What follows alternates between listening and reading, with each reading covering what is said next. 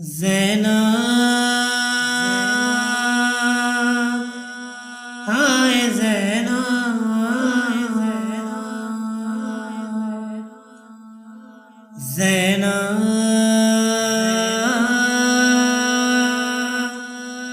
ہائے زینب قبر شبیر پہ یہ کہتی تھی زینب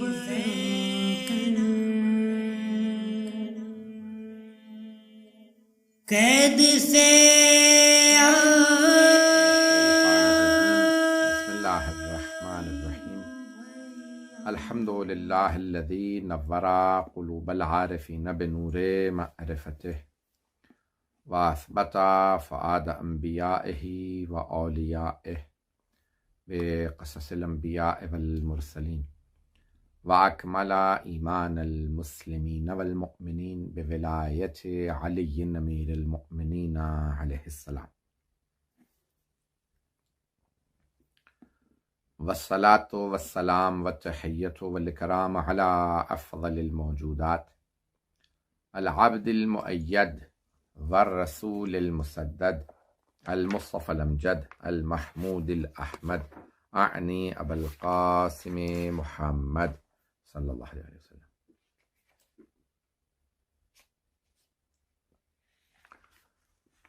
وعلی روحہ ونفسہ وسحرہ ووصیہ سید الاتقیاء والاصفیاء مولا الموالی امام المتقین علی بن ابی طالب علیہ الصلوۃ والسلام.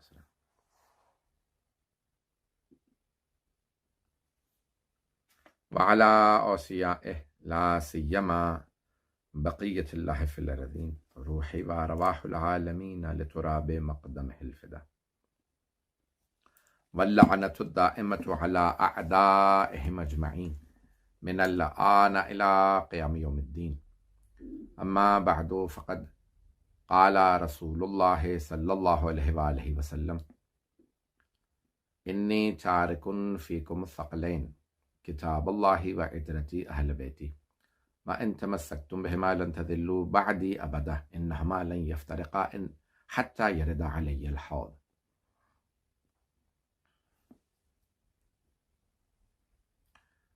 صدق رسول اللہ صلی اللہ علیہ وآلہ وسلم. ہم حدیث ثقلین کے عنوان سے کیونکہ آج کے زمانے میں کیا تقاضے ہیں انشاءاللہ تعالی اس کو کیونکہ اشرا ہے تو ہم پیش کریں گے. یہ سفر کے آخری ایام ہیں.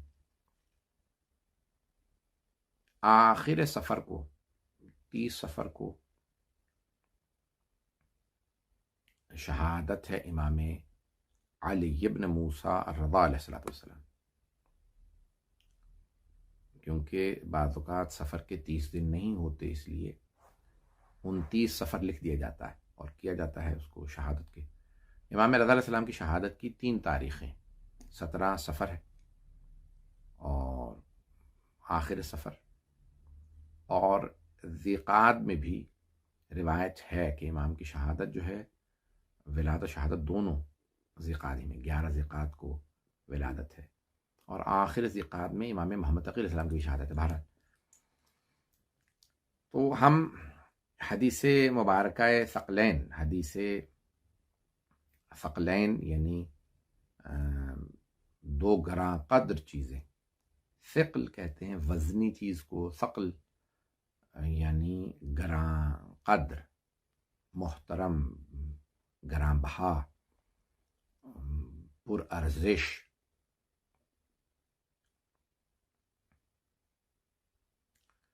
تو اب حدیث نبوی ہے کہ انی تارکن میں چھوڑے جا رہا ہوں فیکم تمہارے درمیان الثقلین 2 گراں قدر چیزیں، کتاب اللہ اللہ کی کتاب و عترتی اور اپنی عترت اہل بیتی اپنے اہل بیت. تو آج کیونکہ بنا بر روایت اور مشہد مقدس میں جو شہادت کی تاریخ جس پہ امام کی شہادت کی تاریخ جس پہ یعنی اہتمام کیا جاتا ہے مجالس کا، ایک تو ولادت کی 11 ذیقعد پہ اہتمام کیا جاتا ہے اور آخر سفر امام علیہ السلام کی، امام رضا علیہ السلام کی شہادت منائی جاتی ہے، اور یہ امام علیہ السلام کی شہادت کی تاریخ ہے۔ ہم بھی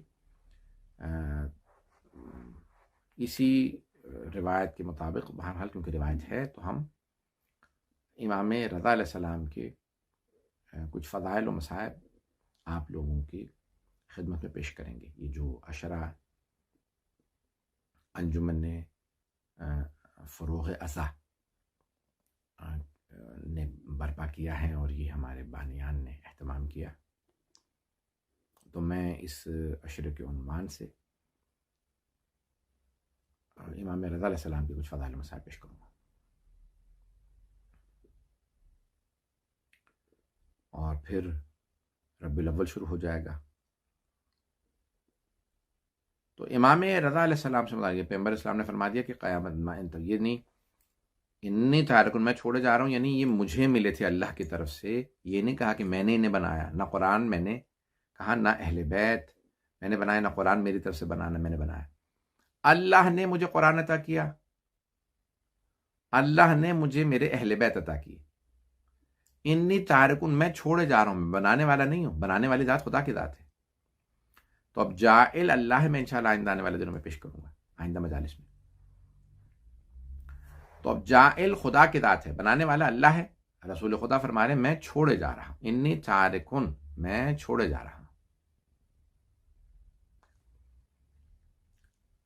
تو اب یہاں یہ اس کا مطلب ہے قیامت تک کے لیے رسول خدا کی قیامت تک نبوت باقی ہے، آپ کی نبوت قیامت تک کے لیے، آپ خاتم النبیین ہیں۔ اب جب تک قیامت نہیں آتی تو اب دین چلے گا اسلام، رسول خدا کا دین، شریعت محمدی قیامت تک چلے گی، انہی کی نبوت پہ ہم باقی ہیں، اور جب بھی کلمہ پڑھیں گے تو کہیں گے لا الہ الا اللہ محمد رسول اللہ، انہی کے کلمے پہ باقی رہیں گے۔ تو اب کوئی ایسی چیز ہونی چاہیے جو ان کی نبوت اور رسالت پہ گواہ کے طور پہ قیامت تک باقی رہے، اور وہ ہے قرآن کریم۔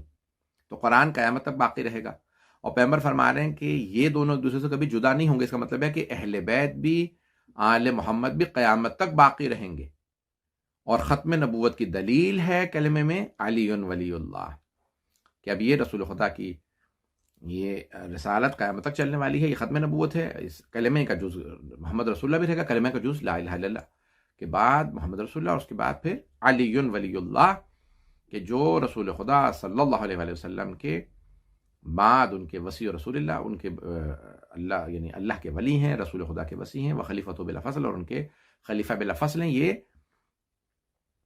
کلمے میں علامت ہے ختم نبوت کی، اور قیامت تک جاری رہے گی رسول خدا کی رسالت۔ کیا دلیل ہے؟ قرآن و اہل بیت۔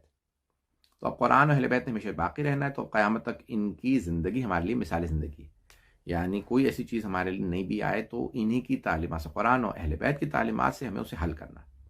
اب امام رضا علیہ السلام کا جو دور ہے، زمانہ ہے، اسے پیش کر رہا ہوں کہ مشعل راہ ہے ہمارے لیے، اور آج ان کی حیات طیبہ، ان کی زندگی کو پڑھیں، ان کی سیرت کو، تو چند چیزیں بڑی واضح ہوتی ہیں۔ امام کے القاب میں لقب ہے ایک، سب سے مشہور لقب تو رضا ہے، اور ان کی نسل کو اس لیے رضوی کہا جاتا ہے۔ ان کی حتیٰ حرم کو کہتے ہیں آستان قدس رضوی، رضا سے رضوی، کچھ کہتے ہیں رضا، رضوی جیسے ہم لوگ لکھتے ہیں، رضا سے یعنی مصدر کے معنی میں لیا، رضا، تسلیم و رضا، کہ رضا ہے یا رضا، رضا یعنی مطلقاً جو مرضات ہیں، رضایتیں ہیں، وہ امام رضا اللہ کی رضا ہیں، یعنی جو بھی رضی اللہ عنہ بننا چاہتا ہے وہ انہیں راضی ضرور کرے، وہ رضائے پروردگار ہے، رضائے پروردگار۔ تو بہرحال بہر صورت امام رضا کا سب سے مشہور لقب رضا، اور ان کے القاب میں بہت سے اور القاب ہیں۔ جب آپ زیارت پڑھتے ہیں تو کہتے ہیں السلام علیکم یا سلطان العرب والعجم، اے عرب و عجم کے سلطان، آپ پہ سلام۔ بادشاہ نہیں کہا، ملک نہیں کہا، سلطان۔ تو اب امام کو سلطان العرب والعجم، ملک نہیں ہے، ملک یعنی بادشاہ، بادشاہت کا نہیں، سلطان، سلطنت یعنی یہ جہاں تک دکھ رہی ہیں چیزیں یہ سب میں سلطان العرب والعجم، یعنی عرب کے اور عجم سب کے. کیوں؟ امام رضا علیہ السلام واحد امام ہیں جو عرب علاقے میں جن کا روضہ نہیں ہے. مدینے میں رسول خدا صلی اللہ علیہ وسلم، جناب سیدہ سلام علیہ، امام حسن مجتبی علیہ السلام، امام زین العابدین علیہ السلام، امام باقر علیہ السلام، امام جعفر صادق علیہ السلام، اور پھر خاندان اہل بیت کے بہت زیادہ افراد مدینے میں، مکے میں، اجداد رسول خدا مکے میں، اور آپ کے جناب خدیجہ یا دوسری ازواج مدینے میں، یا آپ کے دونوں بڑے فرزند مکے میں، اور پھر چھوٹے فرزند حضرت ابراہیم مدینے میں، اور خاندان اہل بیت کے دیگر افراد مکے مدینے میں. آپ کی والدہ جو ہیں وہ ابوا کے مقام پہ، اور حضرت عبداللہ بھی. بہرحال تو اب اگر تاریخ دیکھیں تو وہاں ہے. پھر جناب امیر المؤمنین نجف میں، کربلا میں امام حسین علیہ السلام، بغداد کے ایک سبب میں کاظمین میں امام موسیٰ کاظم علیہ السلام، امام احمد تقی علیہ السلام، اور سامرہ میں امام علی النقی علیہ السلام، امام حسن عسکری علیہ السلام، اور پھر ان سب کی ازواج اور بیٹے بیٹیاں، بہن بھائی زیادہ تر وہیں عرب علاقوں میں. ایران میں بھی بہت زیادہ ائمہ کے فرزندان بیٹے بیٹیاں ہیں، لیکن وہ جو پناہ لینے کے لیے نکل رہے تھے بنی امیہ بنی عباس سے، تو پورے نارتھ افریقہ میں، شام، ایران، عراق میں آپ کو ان کے روضے ملیں گے، حتیٰ باہر ملیں گے، ان سے بھی باہر، خود سندھ میں حضرت عبدالشاہ قاضی، اس طرح سے اور ہیں بہت زیادہ، یعنی اب میں تفصیل میں نہیں جا سکتا. تو ائمہ علیہ السلام میں 12ویں السلام کو خدا ہماری بھی زندگی لگا دے، یعنی وہ تو ایک نظام چلا رہے ہیں. اب تو 8ویں امام واحد ہیں کہ جو عجم میں، ایران میں جن کا روضہ ہے، اس لیے ان کی زیارت میں آیا ہے سلطان العرب والعجم. ایھا المدفون بارض طوس، طوس مشہد کا پرانا نام، اصل نام، اور پھر مشہد الرضا اسے کہا گیا. مشہد کہتے ہیں جائے شہادت، کہ امام رضا کی شہادت کی جگہ، وہ اس کے بعد سے پھر وہ مشہد ہی رہ گیا، اصل نام اس کا طوس تھا. تو امام کے القاب میں سلطان العرب والعجم. پھر ایک لقب ہے غریب الغربا. غریب یہ اردو والا نہیں، یہ عربی والا غریب. غریب الوطن یعنی جو اپنے وطن سے دور ہو، پردیسی ہو، گھر سے دور ہو، اسے کہا جاتا ہے غریب. اور جتنے بھی مدینے سے دور ہیں ائمہ علیہ السلام، وہ مصائب کی وجہ سے، حضرت علی بھی حالات کے مد نظر گئے، اور جب جا رہے تھے تو جانتے تھے میں واپس نہیں آؤں گا. امام حسین علیہ السلام بھی جب جا رہے تھے جانتے تھے میں واپس نہیں آؤں گا، مجھے وہیں شہید کر دیا جائے گا. اور دیگر ائمہ بھی 7ویں، 9ویں، 10ویں، 11ویں امام علیہ السلام. تو اب یہ امام جتنے بھی جو مدینے سے دور ہیں، ان میں سب سے زیادہ جو مدینے سے دور ہیں وہ امام رضا علیہ السلام ہیں. اور امام رضا علیہ السلام کو اسی لیے کہا جاتا ہے غریب الغربا، کہ جتنے بھی دور ہیں مدینے سے، ان میں سب سے زیادہ دور امام علی ابن موسیٰ رضا علیہ السلام ہے. تو اس لیے غریب الغربا امام کا لقب ہے. اس لیے امام کے غریب الوطن ہونے کا امام کے مصائب میں ذکر کیا جاتا ہے. اور ایک آپ کے القاب میں لقب ہے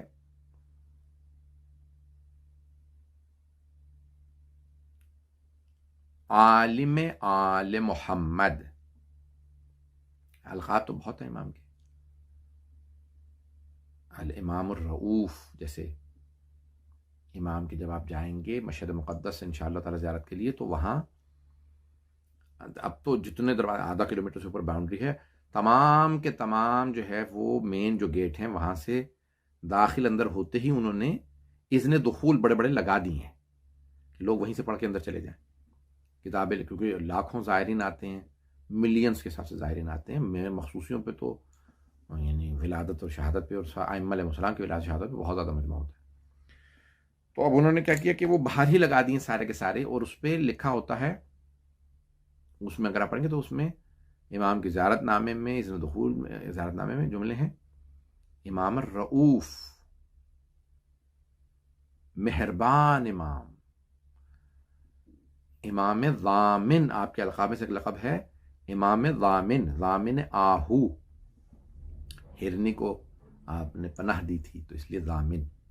اس لیے آج تک امام رضا علیہ السلام کے نام سے دنیا بھر میں امام ضامن باندھا جاتا ہے، جس میں پیسے کچھ رکھ دیتے ہیں کہ امام رضا علیہ السلام کے نام پہ ہدیہ کریں گے، تو امام کو ضرورت تو نہیں ہے، امام کے نام پہ کسی وہ امام ضامن میں ڈال دیتے ہیں، پھر وہ کسی جو ہے مستحق مومنین کو دے دی جاتے ہیں امام رضا علیہ السلام کے نام سے، ان کو کھانا دے دیتے ہیں، یا امام بارگاہوں میں ڈال دیتے ہیں، ان کی تعمیرات میں، تبرک میں، یا مختلف چیزوں میں امام ضامن کے امام تو ضمانت کے طور پہ ڈالتے ہیں کہ ہمارا یہ جو بھی مسافر یا بہت سی چیزوں کے لیے امام ضامن باندھا جاتا ہے، دائیں بازو پہ سبز رنگ کے کپڑے میں کوئی پیسے باندھ دیتے ہیں۔ پرانے زمانے میں سکہ ہوتا تھا کیونکہ سونے چاندی کا، تو اب بہت سے لوگ ابھی بھی سکے باندھتے ہیں، بہت سے لوگ نوٹ اسے باندھ دیتے ہیں، یہ پیسے وغیرہ کہ یہ امام کے نام پہ دے رہے ہیں کہ بھئی یہ خیر و عافیت سے سلامتی سے واپس آئے، تو پھر ہم آگے یہ کسی بھی مستحق کو یا کسی بھی ضرورت مند کو یا کسی بھی اچھے کام میں امام رضا علیہ السلام کے نام سے دے دیں گے، اس کہتے ہیں امام ضامن۔ امام رضا علیہ السلام کا امام ہے امام ضامن، ثامن یعنی 8ویں امام، امام ثامن اور یعنی 8ویں امام، ثمانیہ سے اول، ثانی، ثالث، رابع، خامس، سادس، سابع اور ثامن، پہلے امام، دوسرے امام، تیسرے امام، چوتھے امام، 7ویں، 8ویں امام، ثامن 8ویں امام۔ اور ضامن یعنی جو ضمانت میں، جہاں ان کی ضمانت میں ابھی تک ان کی ضمانت میں دیا جاتا ہے، عام طور سے سفر میں جب لوگ جا رہے ہوتے ہیں، جب خدا نہ کرے جان کا خطرہ ہو، جیسے لوگ جلوسوں وغیرہ میں جاتے ہیں تو مائیں جب خطرہ ہوتا ہے تو امام ضامن باندھ دیتی ہیں۔ بہرحال تو امام کے القاب بہت ہیں، ان میں سے ایک ہے لقب عالم عالم محمد۔ دیکھیں القاب بہت زیادہ، میں اب یہ سارے القاب جو ہیں وہ ایک مجلس میں نہیں سارے نہ پڑھ سکتا اور ان کی وضاحت کر سکتا ہوں۔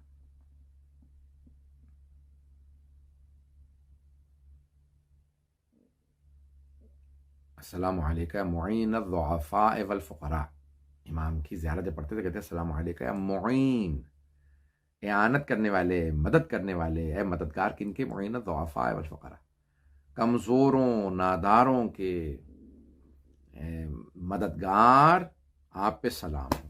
اللہ اکبر، یہ امام رؤوف ہونے کی وجہ سے غریب و نادار کسی بھی امام سے مانگ سکتے ہیں، کسی بھی امام کے بارگاہ میں چلے جائیں، لیکن خاص طور سے امام رضا علیہ السلام، ان کو کہا جاتا ہے السلام علیکم معین الضعفاء والفقراء، السلام علیکم شمس الشموس، شموس جمع شمس کی۔ تو اب ائمہ علیہ السلام کے القاب میں کہا گیا کہ ان میں سے ہر ایک آدمی جو ہے وہ سورج ہے، اور اقمار، قمر کی جمع، قمر کہتے ہیں چاند کو، شموس الطالعہ والاقمار البارحہ، یعنی چمکتے ہوئے سورج ہیں اور دمکتے ہوئے چاند ہیں۔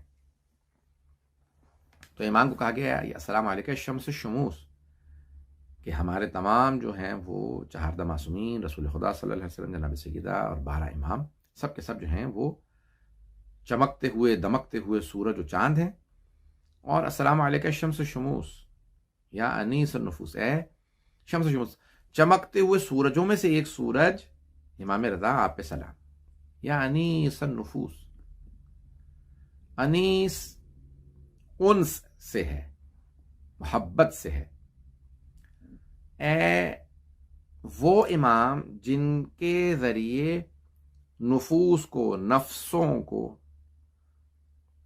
جو نفس ہیں وہ مانوس، انسیت محسوس کرتے ہیں، جن سے مانوس ہو جاتے ہیں، کیونکہ امام رؤوف ہے نا، ان سے مانوس ہو جاتے ہیں، ان پہ سلام ہو جن سے نفس، تمام نفوس مانوس محسوس کرتے ہیں۔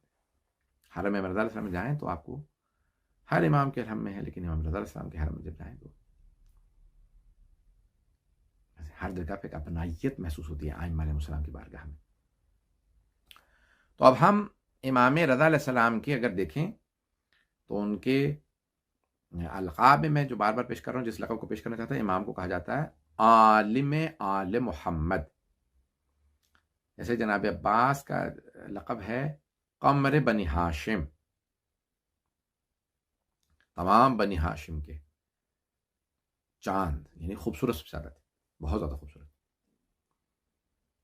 جہاں سبھی خوبصورت ہوں، جہاں ایک سے بڑھ کے ایک، جہاں حضرت عبداللہ کی خوبصورتی مشہور تھی، والد جناب رسالت پاک، جناب حمزہ کی خوبصورتی مشہور تھی جناب ابو طالب کی، لیکن جناب عبداللہ اور جناب حمزہ کی بہت خوبصورت سب بھائیوں میں، اور ان کے بعد پھر خود رسول خدا صلی اللہ علیہ وسلم کی خوبصورتی چاہا، یعنی بہت زیادہ خوبصورت۔ کہ جن کے لیے مرحوم عبد الکریم کشمیری کہتے ہیں کہ ان سے کسی نے سوال کیا کہ بھئی مصر کی خواتین نے جناب یوسف کو جب دیکھا تو اپنے ہاتھ کاٹ دیے، انہیں پتہ نہیں چلا. آپ بتائیں کہ رسول خدا زیادہ خوبصورت ہے جناب یوسف؟ تو انہوں نے کہا تھا کہ اگر انہی خواتین کے سامنے جناب رسول خدا کو لے آتے تو وہ اپنے دلوں کو کاٹ دیتی، انہیں پتہ نہ چلتا. اتنے خوبصورت رسول خدا صلی اللہ علیہ وسلم. اور وہ رسول خدا صلی اللہ علیہ وسلم فرماتے ہیں کہ یا علی انت کبدر الدجا، یا علی آپ کا چہرہ 14ویں کے چاند جیسا. بہت خوبصورت جناب امیر. امام حسن حسین جو دونوں ہوں ہی، نکلا ہی لفظ حسن حسین کا نام حسن سے، بہت خوبصورت. فیصلہ کرنا زیادہ مشکل کہ بھی اس خاندان میں. وہاں جناب اکبر کی خوبصورتی کہ ہم شکل پیغمبر.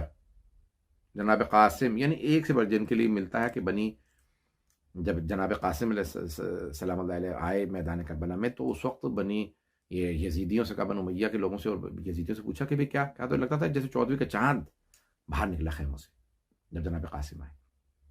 تو خاندان بنی ہاشم میں سب خوبصورت، لیکن وہاں جناب امیر نے لقب دیا جناب عباس علیہ السلام کو قمر بنی ہاشم کا، یعنی اتنے خوبصورت. اور وہاں اسی خاندان میں امام جہاں سب علم میں، یعنی جہاں سبھی خوبصورت وہاں پہ قمر بنی ہاشم جناب عباس. اور جہاں سبھی علم میں اپنے کمال پہ ہوں، علم لدنی کے مالک ہوں، کہیں رسول خدا مدینۃ العلم، کہیں علی مرتضیٰ باب مدینۃ العلم، کہیں جناب سیدہ جہاں امام حسن و امام حسن، سب کے سب اپنے. لیکن جب لقب دیا تو کہا عالم میں آل محمد، آل محمد کے عالم امام رضا علیہ السلام. کیوں؟ تو علماء کہتے ہیں کہ جتنے بھی فرقے بنے ہیں شیعوں میں، کیونکہ رسول خدا صلی اللہ علیہ وسلم نے فرمایا تھا کہ میری امت کے جیسے یہودیوں کے 71 فرقے 71 سیکٹس ہیں، یہودیوں کے 71، عیسائیوں کے 72، میری امت کے 73 فرقے ہوں گے. Just as the Jews were divided into 71 sects and the Christians into 72, my ummah will be divided into 73 sects.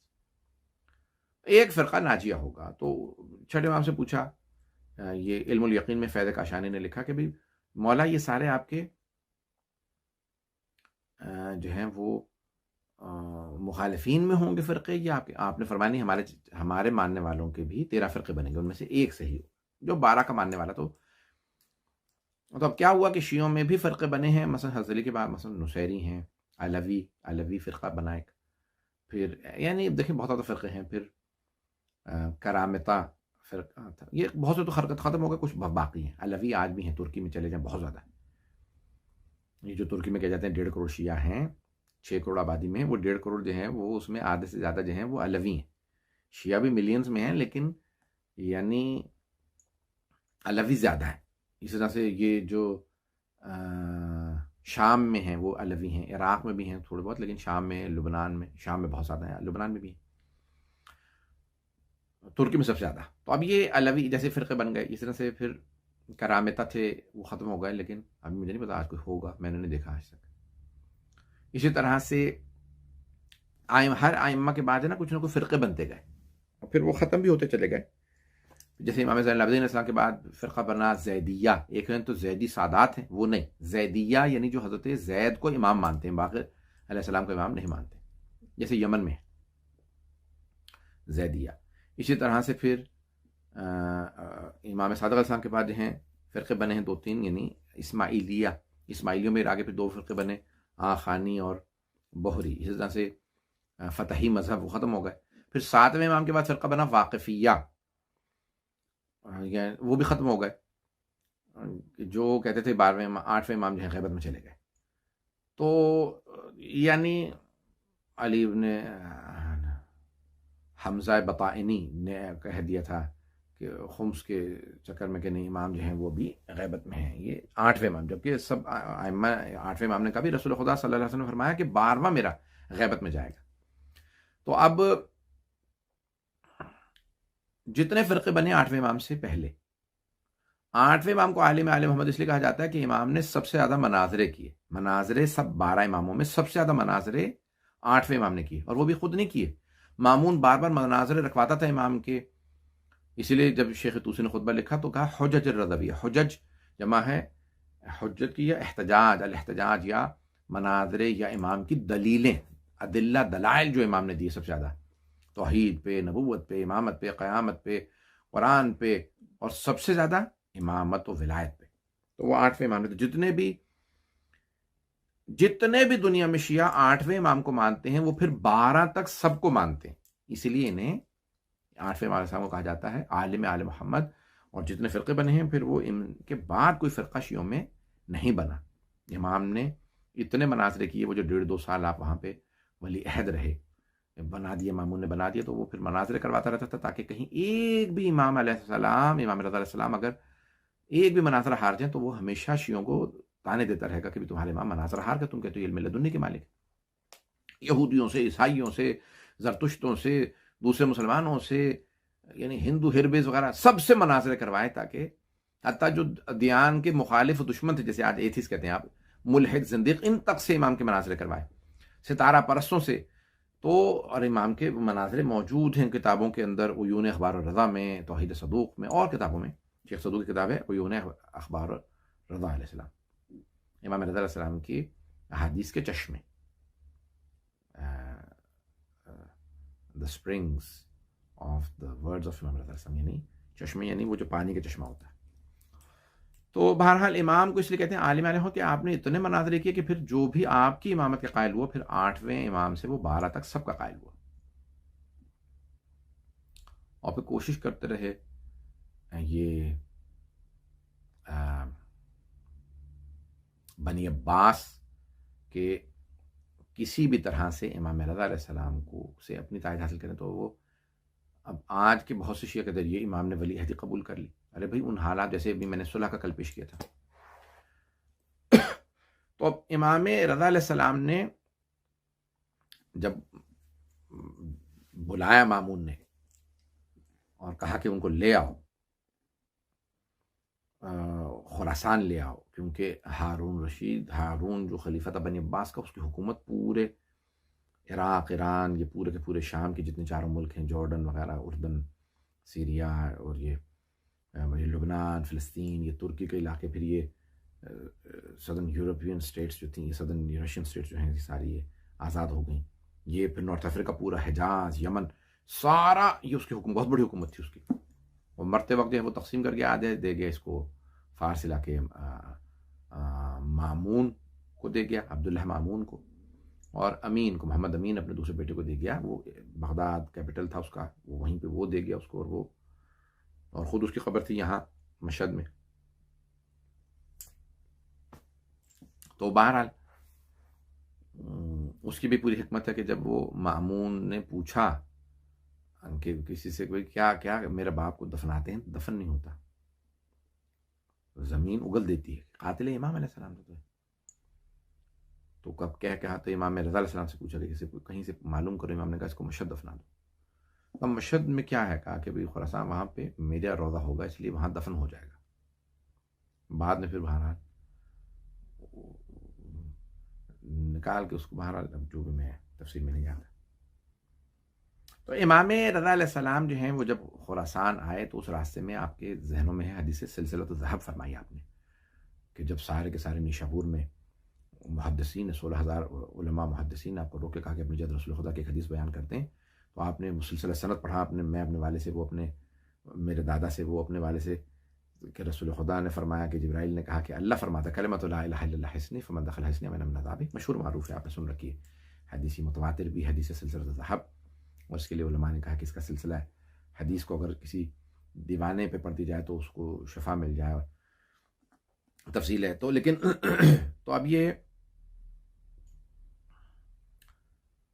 امام پہلے حدیث فرما کے آئے خراسان. جب خراسان میں یہ نیشاپور بھی، لیکن جب مرو آئے، اور اس کا کیپٹل جو تھا کیونکہ مشہد میں نہیں تھا، قریب میں، تو وہاں آنے کے بعد امام جب اس نے کہا کہ آپ میرے ولی عہد بنے، امام نے کہا کیسا ولی عہد؟ مجھے کوئی ولی عہدی قبول نہیں کرنی، آپ کو بننا ہوگا. امام نے کہا اگر تو زبردستی ہے تو پوچھ کیوں رہا ہے؟ جو تو نے لکھنا ہے لکھ دے میرے نام کے ساتھ. ولی عہد کیا، جو مرضی لکھ دے، تو نے لکھنا ہے تو پوچھ رہا ہے تو میں قبول نہیں کرتا. کہا نہیں، آپ کو قبول کرنا ہوگا. امام نے کہا زبردستی کیا ہے؟ یعنی امام فرما رہے ہیں کہ وہ جو میں نے فرمایا تھا راستے میں، میں اپنے انداز سے پیش کر رہا ہوں کہ کلمۃ لا الہ الا اللہ حسنی فمن دخل حسنی امن من عذابی، کہ کلمہ لا الہ الا اللہ، اللہ فرماتا ہے میرا قلعہ ہے، فمن دخل حسنی امن من عذابی، جو میرے قلعے میں داخل ہوا میرے عذاب سے بچ گیا. بے شرطها و شروطها، یا و بے شروطها، کہ اس کلمہ لا الہ الا اللہ کی کچھ شرائط ہے، کنڈیشنز ہیں، وَأَنَا مِن شُرُوطِهَا، اور میں اس لا الہ الا اللہ کی شرائط میں سے ایک شرط ہوں، وَأَنَا مِن شُرُوطِهَا، میں اس کی، یعنی امام فرما رہے ہیں کہ بھی میں تو توحید کی شرائط میں ہوں، تیری ولی عہدی کی تو حیثیت ہی کچھ نہیں ہے. یہ ہے عالم اہل محمد. اس نے کہا نہیں آپ کو ولی عہد بننا ہوگا. امام نے کہا پھر اگر زبردستی ہے جو مرضی لکھ لے. اس نے کہا سب جگہ اعلان کر دو کہ بھئی یہ میرے ولی عہد ہے. امام نے کہا ٹھیک لیکن شرط ہے میں کوئی فیصلہ نہیں کروں گا. تو اب یہ ولی عہد پھر امام کے نام سے سکہ جاری کیا گیا اور امام کو محل میں رکھا گیا. وہ نہیں آپ یہیں رہیں گے، قلعے میں ہی اندر رہیں گے. امام کو حجرہ دے دیا گیا اور سب. اب امام نے کہا ٹھیک ہے ولی عہدی قبول کی. بہت سے لوگ اسی پہ ناراض ہو گئے، یہ کیا بھائی امام نے ولی عہدی قبول کر لی. اب وہ یہ سمجھتے تھے کہ امام نے اس کا مطلب ہے بیعت کر لی ہوگی. انہیں نہیں معلوم کہ امام نے کہا کہ نہیں ٹھیک ہے تو انہوں نے جو لکھنا لکھ دے. اس ولی عہدی کے چند فائدے ہوئے. ایک تو شیعوں کو مہلت مل گئی، اب وہ مارتے نہیں تھے. اس دوران شیعہ جلدی جلدی ترقی کرتے گئے. جو ہجرت کر رہے تھے مختلف امامزادے پھر ایران میں آئے. ایران میں شیعہ مذہب پھیلنے لگا اور اس نے کیا کیا کہ امام پہ جاسوس بٹھا دیے. اسی کے اپنے دربار میں جتنے جاسوس اور جتنے بھی امام رضا علیہ السلام کو دیکھتے اور ان کی گفتگو سنتے تھے وہ سبھی سب دل کے اندر جو ہے دل کے اندر سب امام پہ ایمان لے آئے، تقیہ میں چلے گئے. سب امام کو دیکھتے رہے. اب وہ جو جاسوسی کر رہا ہے وہ دیکھ رہا ہے وہ کیا کرتے ہیں بھئی یہ رات کو جاسوس بٹھایا کا کیا کبھی رات میں تہجد پڑھتے ہیں، نمازیں پڑھتے رہتے ہیں. کہ کیسی نماز پڑھتے ہیں؟ کل لگتا ہے نماز بنی ہی ان کے لیے. دن میں جاسوس بھیجا کبھی تم جاسوسی کرتے ہو دن میں کیا کرتے ہیں؟ کہا یہ دن میں روزے سے ہوتے ہیں. کہا روزے کی حالت میں کیسے ہوتے ہیں؟ کہا ذکر کرتے رہتے ہیں. کہا لگتا ہے روزہ بنا ہی ان کے لیے. کیا کرتے ہیں؟ اور قرآن کی تلاوت کرتے ہیں. قرآن کیسا پڑھتے ہیں؟ کہ قرآن لگتا ہے آیا ہی ان کے لیے. اب جتنے جاسوس امام کو آبزرو کر رہے ہیں وہ ہر جگہ جا کے باتیں بتا رہے ہیں امام ایسے ہیں امام ایسے ہیں. تو اب کیا ہوا ایران کے اندر ایک خود بخود امام کے جو شیعہ تھے وہ ترقی کرنے لگے، آگے بڑھنے لگے. اور اس ولی عہدی کا 2 سال میں فائدہ یہ ہو کہ شیعوں کی جڑیں مضبوط ہو گئی ایران میں کہ آج تک پھر وہاں سے شیعوں کو کوئی ہلا نہیں سکا کیونکہ وہاں بڑے بڑے قابل لوگ امام سے متاثر ہو گئے اور پھر امام کے چاہنے والے بن گئے. اور دربار میں اکثر لوگ جو امام کے مناظرے سنتے تھے، یہاں تک مفکرین نے علماء نے لکھا ہے کہ مأمون اپنے علماء کو جب امام رضا کو زہر دے کے شہید کر دے بعد میں اپنے علماء کو بغداد میں دعوت دیتا کہ مجھ سے مناظرہ کرو اور سب کو مناظرہ ہرا دیتا تھا. کہتا تھا میں شیعہ ہوں، تم لوگ سب کے سب مجھ سے مناظرہ کرو. مناظرہ کرتا سب کو ہرا دیتا. کہ تم تیار نہیں ہو، میں تو صرف ظاہری طور پہ بنا ہوا شیعہ ہوں، میں تو شیعہ نہیں ہوں، میں تو ایکٹنگ کر رہا ہوں، میں تو ایک پورا کا پورا میں تو بنا ہوا، یعنی صرف تصور، یعنی صرف تم تصور کرو کہ میں شیعہ ہوں، میں تم سے مناظرہ کر کے ہرا رہا ہوں، تمہاری تیاری نہیں ہے تو جب میں تمہیں ہرا دیتا ہوں. تو علماء پوچھتے کہ میں عام طور سے خلفاء جو ہوتے ہیں جو بادشاہ ہوتے ہیں یہ تو پڑھے لکھے نہیں ہوتے، آپ اتنے قابل کیسے ہیں؟ اتنی آیات، یہ روایات، یہ آپ کو دلیلیں، اتنی عقلی دلیلیں، یہ جو تورہ زبور کے حوالے یہ کہاں سے اب جو نہیں آپ کو یاد ہو گئے؟ تو کہا وہ جو علی بن موسیٰ رضا، میں کہہ رہا ہوں علیہ السلام، وہ تو نہیں کہتا، تو کہا وہ جو علی بن موسیٰ ہمارے ولی عہد تھے، یہ ان کے مناظر رکھوا کے میں سنتا تھا کہ وہ ان کے پاس دلیل کیا، تو میں اتنا قابل ہو گیا، میں اتنا سیکھ گیا ان سے کہ میں بڑے بڑوں کو ہرا دیتا ہوں. وہ جو 1.5 سال سے زیادہ کچھ عرصہ میں نے گزارا ان کے علم کو سنتا رہا، دیکھتا رہا، تو میں یہاں تک پہنچ گیا. تو سب کو ہرا دیتا تھا. تو اب یہ امام رضا علیہ السلام اسی لیے کہا جاتا ہے امام کو عالم آل محمد. تو بہرحال اب امام علیہ السلام سے متعلق ہے کہ ایک مرتبہ امام جو ہے بہرحال دربار میں رہا کرتے، دربار میں یہ اسی لیے کہتے ہیں امام کو ایک لقب کو، کچھ علماء کہتے ہیں کہ ایک سب سے زیادہ اس لیے امام کو غریب الغرباء اس لیے بھی کہا جاتا ہے کہ سب سے زیادہ جو قسمہ پرسی برداشت کی وہ امام رضا علیہ السلام نے. اور یہ بعد والے ائمہ نے، ان کے بعد امام خصوصاً امام تقی علیہ السلام کہ مامون نے پھر اپنی بیٹی کی شادی ان سے کی اور ان کو آبزرو کرتا رہا، ان کو بیٹی کو جو کہا کہ جاسوسی کرو ان کی، اور پھر بعد میں اسی کے بیٹے نے معتضد نے جو ہے وہ اپنی بہن کے ساتھ مل کے جو ہے وہ امام کو زہر دلوا دیا، معتمد عباسی اور یہ سارے، کہ بھئی یہ امام رضا علیہ السلام اور پھر امام علی نقی علیہ السلام کو متوکل اور دوسرے وہ یہ لوگ وہیں پہ رکھتے تھے اپنی زیر نصارت. کچھ نے دربار میں رکھے، کچھ دربار میں تو نہیں رہے، لیکن امام رضا کی غربت یہ کہ درباروں سے جانے نہیں دیے، قید بھی نہیں ہے اور قید بھی ہیں. جا بھی نہیں سکتے. اور تو امام کی یہ بڑی عجیب و غریب ایک کیفیت تھی. اب اس نے دیکھا کہ بھی میں نے اتنے مناظرے کروا لیے، یہ نہ ہارتے ہیں، بلکہ الٹا اثر یہ ہو رہا کہ میرے درباری ان کے معتقد ہوتے جا رہے ہیں. جاسوسی اپنے درباروں کی بھی کرواتا ہے. کیا کروں کہ سب کچھ کر کے دیکھ لیا، امام رضا علیہ السلام کو وہ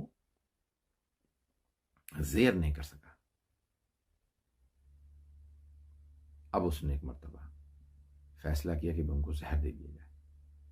امام کے جو قریبی افراد تھے، امام کے جو دفتر یا کہہ لیں گھر میں جو امام کے اس وقت ایلچی یا کہہ لیں امام کے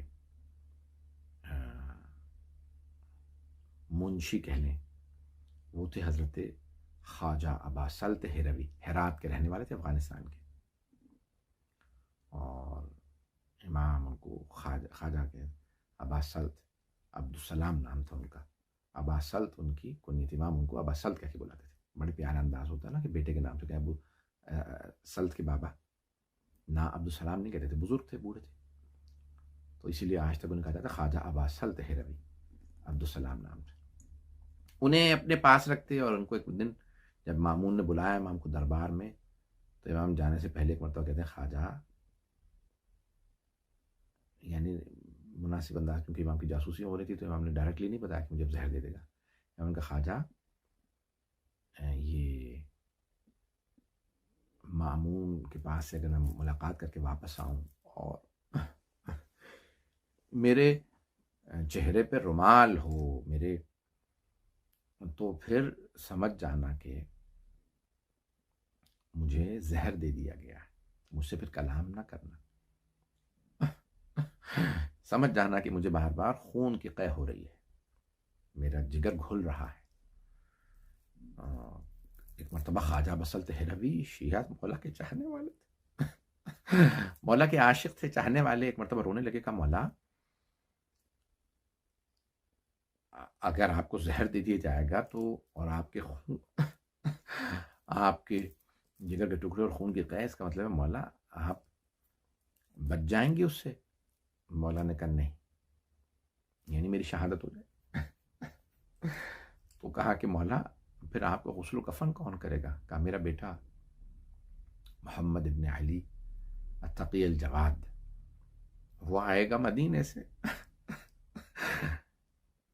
اسے میرے حجرے میں آنے دینا، میرا بیٹا میرے پاس آئے. میں نے کہا نا پہلے بھی عرض کیا تھا کہ ہر باپ چاہتا ہے، ہر دنیا سے جانے والا، کہ میرا سر کسی اپنے کے زانوں پہ ہو، میرے اپنے بچے ہوں، بیٹے بیٹیوں کے پاس میں دنیا سے جاؤں، اپنے بچوں کو دیکھوں.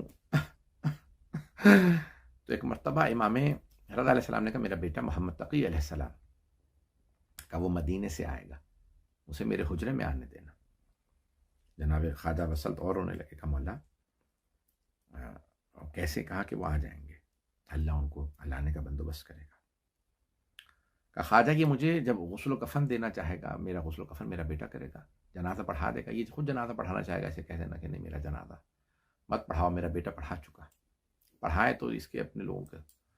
اور پھر اس کے بعد کہا یہ چاہے گا کہ اپنے باپ کے پاؤں کی طرف یا پشت کی طرف مجھے دفنائے،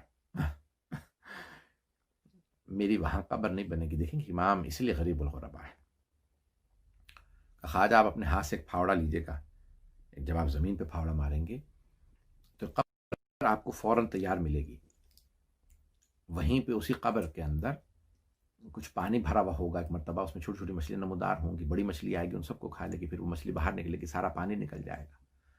پھر وہاں پہ بالکل پاک و پاکیزہ جگہ پہ میرے خاص ایک مقام ہے جہاں آج مولا کے قبر مطہر کا، خواجہ مجھے وہاں دفنائیے گا.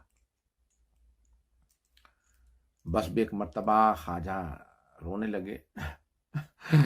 امام رضا علیہ السلام کو مامون نے بلایا، اس نے انگوروں میں امام کو زہر دیا، انگوروں میں سوئیوں کے ذریعے کچھ لوگوں سے کہا اس میں زہر بھر دو.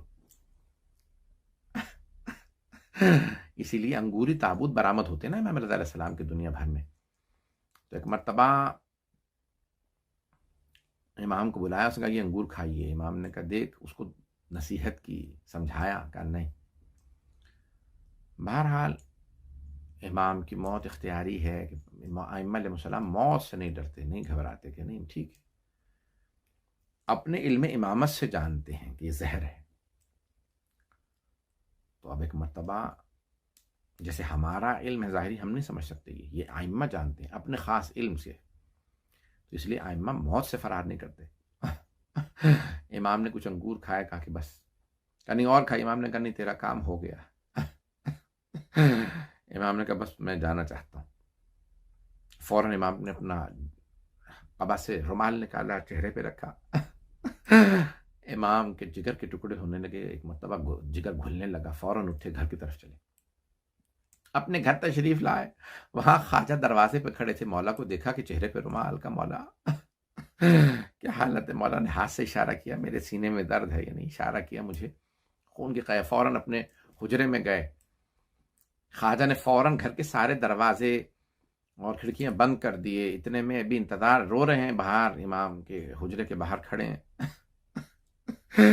ایک مرتبہ دیکھا خواجہ نے کہ بہت ہی کوئی خوشرو نوجوان، بہت خوبصورت، پر نور، پر ہیبت، پر جلال گھر کے اندر آ گئے. ایک مرتبہ خواجہ نے سوال کیا، میں نے گھر کے سارے دروازے بند کر دیے تھے، کھڑکیاں بند ہیں، آپ کہاں سے آئے؟ امام محمد تقی علیہ السلام نے فرمایا کہ وہ خدا جو مجھے مدینے سے خراسان لا سکتا ہے تو کیا وہ مجھے گھر کے باہر سے اندر نہیں لا سکتا؟ خواجہ کہ میرے بابا نے بتایا نہیں تھا کہ میں آؤں گا. خواجہ نے کہا ہاں آپ کے بابا نے بتایا تھا. کہا کہ خواجہ ہٹ جائیے، میں اپنے بابا کے غسل و کفن کے لیے آیا ہوں. گئے حجرے میں، باپ بیٹا شاید مل کے رونے لگے. بس بے امام محمد تقی علیہ السلام نے غسل و کفن کا اہتمام کیا. رات کی تنہائی میں غربت میں امام رضا علیہ السلام کا جنازہ اٹھایا گیا.